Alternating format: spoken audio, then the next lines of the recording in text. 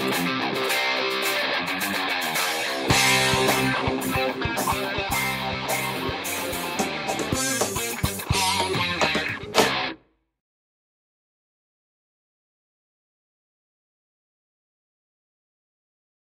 guys, and welcome to this tip. Now, when you go out and buy your first strobes, what do?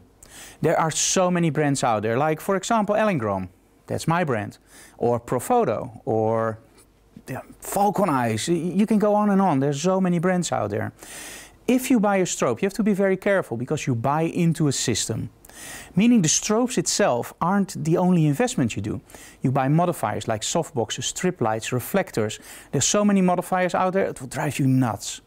And as soon as you buy too cheap, let's say you buy a cheap brand, because it's cheap, right? You start investing in all your modifiers. So you buy softboxes and everything else. That will take up a lot of your budget. Now, if you want to upgrade to, for example, the Elinchroms, the problem you have is all those softboxes you have to buy again from the other system.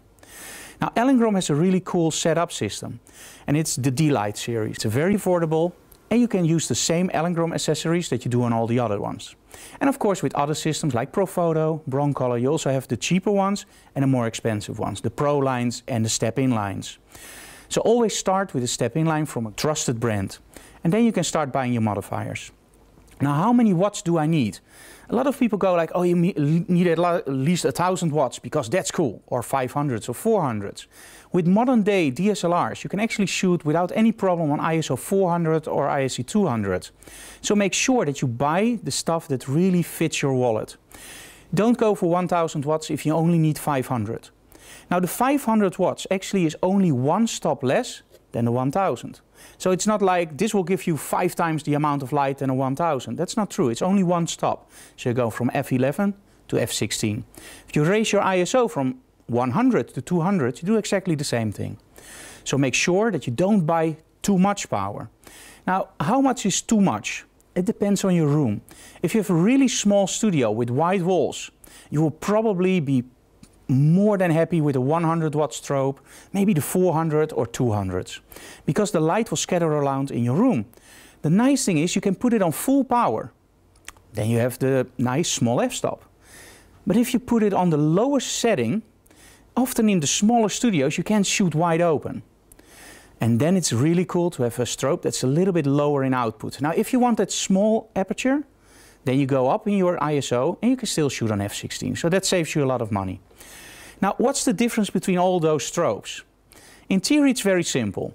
The more expensive strobes will often be more durable, but will also often have a much more faster freezing time. Like if you go for the ELCs, they will freeze a model on 1/5000th of a second. This one, the BRX, will do it on 3000th of a second.